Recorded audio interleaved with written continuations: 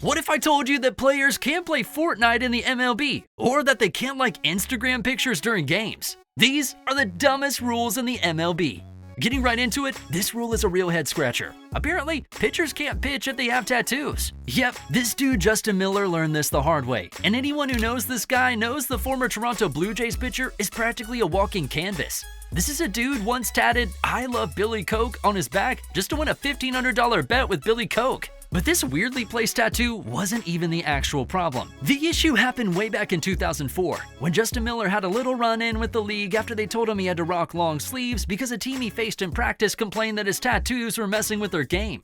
Now that just sounds petty as hell, but it stood. And from then on, it was long sleeves for Justin for the rest of his MLB career. And oh, this one is a 2-in-1 Dumbo combo because there's a very similar rule that states that pitchers can't wear not only tattoos, but actually anything on their arms that might distract batters. This means that if a rival team complains that a pitcher's tattoos are too eye-catching, an umpire can make them wear long sleeves. Yep, you heard it right. And that's far from the first time a pitcher is getting in trouble for some stupid rule. Like this other rule that states that pitchers had to declare which arm they were going to throw with for the entire at-bat. But this MLB rule didn't just appear out of thin air, no. It had to do with Pat Venditti's very first pro game, where he faced a switch hitter. A few weeks after the game, the MLB made pitchers pick one arm and stick with it unless they got injured, meaning the end of the arm-swapping madness. Now, if you're wondering why, here's a bit of context to simplify things.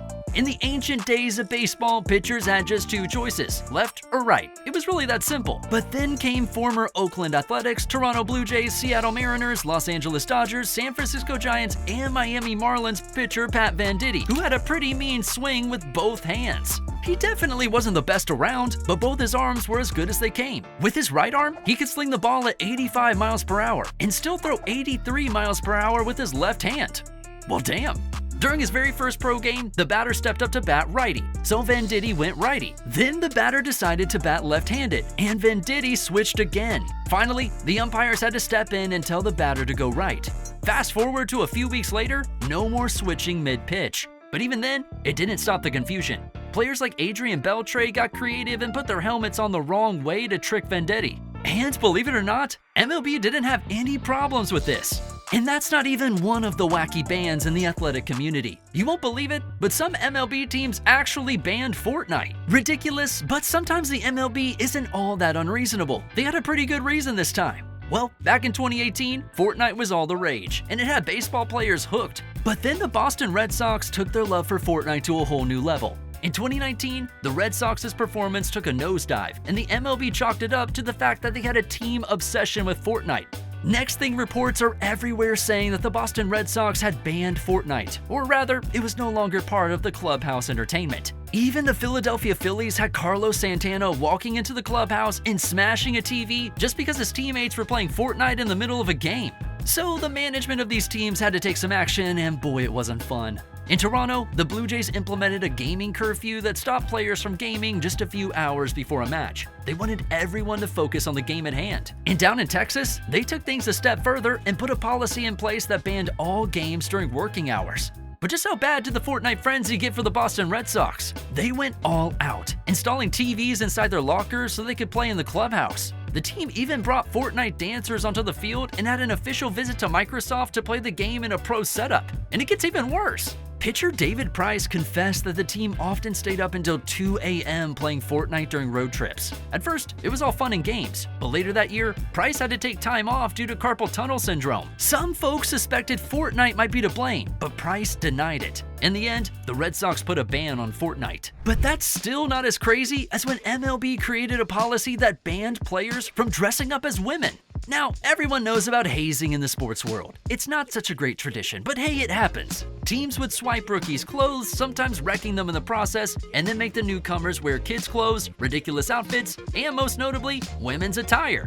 Not gonna lie, it got quite weird. Dressing up as a woman was a pretty typical form of hazing in the MLB. For decades, veterans have been pranking rookies, and in 2016, they took it too far. There was one particular incident from 2004 that stands out. A man randomly shot into the Cleveland Indians team bus and hit Kyle Denny in the leg while he was dressed as a cheerleader. Thankfully, Denny was alright because the thick cheerleader boots he had to wear for hazing actually cushioned the impact of the bullet. He ended up with just a flesh wound. So in 2016, the MLB introduced a new policy that not only banned players from dressing as women, but also from wearing any costume that could be deemed offensive. Now, this next rule might not change the game much, but it sure adds some interesting action on the field. In the MLB rulebook, they're strict about not messing with the ball using any part of your uniform, be it your hat or glove. This rule came about to stop fielders from trying to swat a ball in the air or rolling past them with their hat or glove. Plus, you can't pull off any fancy catches with your clothes or jerseys.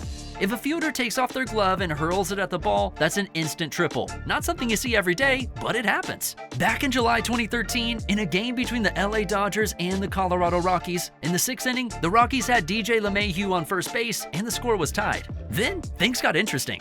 Josh Rutledge attempted a bunt that rolled between the pitcher's mound and first base. Clayton Kershaw, the Dodgers pitcher, decided to toss his glove at the ball. Lucky for the Dodgers, the glove missed the ball completely. The punishment for breaking this rule is pretty steep. The batter and all the base runners get a gift of 3 bases. So if a batter smacks a ball over an infielder's head and that infielder tosses their glove and makes contact with the ball, it's a triple for the batter. There's a loophole to this rule though. The glove or hat actually has to touch the ball for the penalty to stick. If Clayton Kershaw's glove had touched the ball, Rutledge would have gone to third base and LeMahieu might have scored from first. That was definitely a close call. You know how the Red Sox banned Fortnite? Well, it wasn't a league-wide ban. And that's because in the MLB, teams can set their own quirky, sometimes downright silly rules. Let's dive into some of these peculiar team-specific rules, starting with the Boston Red Sox. They have this rather strange rule where you're not allowed to like pictures of women on Instagram during games. Yep, that's right. Just take a look at Pablo Sandoval, who learned this the hard way when Jarrett Carabas ratted him out for double tapping a woman's pic on Instagram while he was taking a bathroom break in the middle of the game. Now, the MLB bans phones on the field and in the dugout, but there's no specific rule against using them in the clubhouse. Still, Pablo got suspended for that, like crazy stuff. Oh,